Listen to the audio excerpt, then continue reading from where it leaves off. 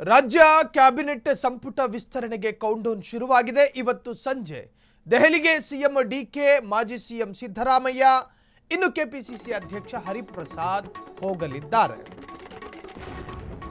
ರಾಜ್ಯ ಸಚಿವ ಸಂಪುಟ ವಿಸ್ತರಣೆಗೆ ಕೌಂಟ್ಡೌನ್. ಇವತ್ತು ಸಂಜೆ ದೆಹಲಿಗೆ ಸಿಎಂ ಹೋಗ್ತಾರೆ, ಮಾಜಿ ಸಿಎಂ ಹೋಗ್ತಾರೆ, ಜೊತೆಗೆ ಪಕ್ಷದ ಅಧ್ಯಕ್ಷರು ಹೋಗ್ತಾರೆ.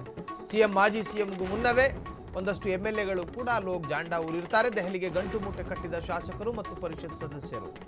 ಸಚಿವ ಸ್ಥಾನ ಗಿಟ್ಟಿಸಿಕೊಳ್ಳೋದಕ್ಕೆ ಕಾಂಗ್ರೆಸ್ ಎಂಎಲ್ಎಗಳ ದೆಹಲಿ ಯಾತ್ರೆ, ಈ ದಂಡಯಾತ್ರೆ ಸಕ್ಸಸ್ ಆಗುತ್ತಾ ಇಲ್ವಾ ಅನ್ನೋದು ಸಂಪುಟ ವಿಸ್ತರಣೆ ಆದ ನಂತರನೇ ಗೊತ್ತಾಗಬೇಕು. ಅಶೋಕ್ ಪಟ್ಟಣ ಹೋಗ್ತಾರೆ, ಬಸವರಾಜ ರಾಯರೆಡ್ಡಿ ಹೋಗ್ತಾರೆ, ಬಸನಗೌಡ ದದ್ದಲ್ಲು ದೆಹಲಿಗೆ ಹೋಗ್ತಾರೆ, ಹಂಪನಗೌಡ ಬಾದರ್ಲಿನೂ ಹೋಗ್ತಾರೆ, ಬಸನಗೌಡ ಬಾದರ್ಲಿನೂ ಹೋಗ್ತಾರೆ. ಸಚಿವ ಸ್ಥಾನಕ್ಕಾಗಿ ಹೈಕಮಾಂಡ್ ಮೇಲೆ ಒತ್ತಡ ಹೇರೋದಕ್ಕೆ ಪ್ರಯತ್ನ.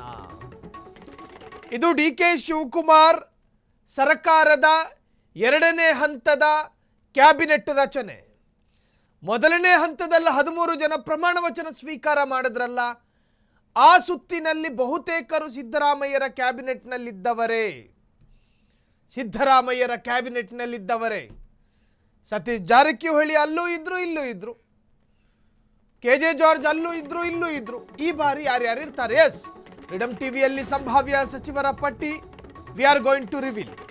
ಚಲುವರಾಯಸ್ವಾಮಿ ಒಕ್ಕಲಿಗ, ಜಮೀರ್ ಅಹಮದ್ ಮುಸ್ಲಿಂ ಸಮುದಾಯದಿಂದ, ಶಿವಲಿಂಗೇಗೌಡರು ಒಕ್ಕಲಿಗ ಕೋಟಾದ ಅಡಿ, ಅಶೋಕ್ ಪಟ್ಟಣ ಲಿಂಗಾಯತ ಸಮುದಾಯದಿಂದ, ಕಾಶಪ್ಪನವರ್ ಲಿಂಗಾಯತ, ಹೆಬ್ಬಾಳ್ಕರ್ ಪಂಚಮಸಾಲಿ ಲಿಂಗಾಯತ ಕೋಟಾದ ಅಡಿ, ಜೆಟಿ ಪಾಟೀಲ್ ರೆಡ್ಡಿ ಲಿಂಗಾಯತ ಸಮುದಾಯ, ಪ್ರಸಾದ್ ಅಬ್ಬಯ್ಯ, ಶಿವರಾಜು ತಂಗಡಗಿ ಬೋವಿ ಸಮುದಾಯ, ಎಸ್ ಮಲ್ಲಿಕಾರ್ಜುನ್ ಲಿಂಗಾಯತ ಕೋಟಾದ ಅಡಿ, ಅಜಯ್ ಸಿಂಗ್ ಸಮುದಾಯ, ಬಿ ನಾಗೇಂದ್ರ ಎಸ್ಟಿ ನಾಯಕ, ಬಸವರಾಜು ದದ್ದಲ್ ವಾಲ್ಮೀಕಿ, ಕೆಎನ್ ರಾಜಣ್ಣ ವಾಲ್ಮೀಕಿ, ಗುಬ್ಬಿ ಶ್ರೀನಿವಾಸ್ ಒಕ್ಕಲಿಗರು, ಶರತ್ ಬಚ್ಚೇಗೌಡ ಒಕ್ಕಲಿಗ, ರಿಜ್ವಾನ್ ಹರ್ಷದ್ ಮುಸ್ಲಿಂ, ಸುಬ್ಬಾರೆಡ್ಡಿ ರೆಡ್ಡಿ ಸಮುದಾಯ, ಬಂಗಾರಪೇಟೆ ನಾರಾಯಣ ಸ್ವಾಮಿ ದಲಿತ ಬಲಗೈ, ಆನೇಕಲ್ ಶಿವಣ್ಣ ದಲಿತ ಬಲಗೈ, ತನ್ವೀರ್ ಸೇಠು ಮುಸ್ಲಿಂ, ಮೈಸೂರು ಬಾಘ, ಪುಟ್ರಂಗ್ ಶೆಟ್ಟಿ ಉಪ್ಪಾರ, ಬೇಳೂರು ಗೋಪಾಲಕೃಷ್ಣ ಈಡಿಗ. ಇವರೆಲ್ಲರೂ ಸಂಭಾವ್ಯ ಪಟ್ಟಿಯಲ್ಲಿರೋರೆ. ಬಹುತೇಕ ಮಂದಿಗೆ ಫಿಕ್ಸು ಎನ್ನಲಾಗ್ತಾ ಇದೆ. ಫ್ರೀಡಂ ಟಿವಿ ಅಭಿಪ್ರಾಯ ವ್ಯಕ್ತಪಡಿಸಿದ ಎಲ್ಲವೂ ಬಹುತೇಕ ಖಚಿತ ಅನ್ನೋ ತರಹನೇ ವ್ಯಕ್ತವಾಗಿರೋದು ಈವರೆಗೂ.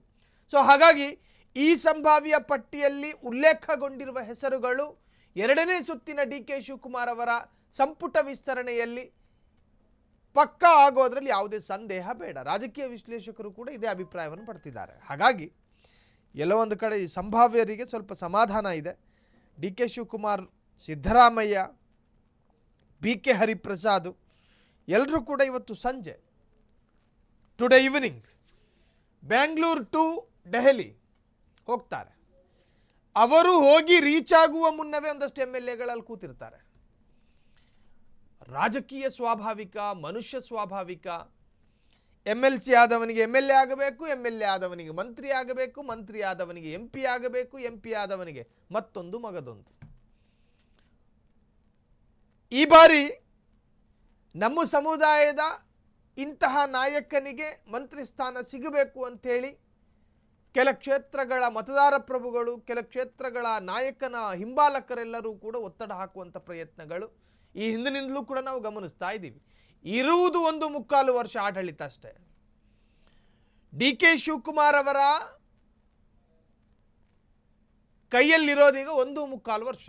ಈ 1.25 ವರ್ಷದಲ್ಲಿ ಮಂತ್ರಿ ಸ್ಥಾನ ಗಿಟ್ಟಿಸಿಕೊಳ್ಳದೇ ಇದ್ದರೆ, ಮಂತ್ರಿ ಅನ್ನುವ ಪದವಿಯನ್ನು ಪಡೆದುಕೊಳ್ಳದೇ ಇದ್ದರೆ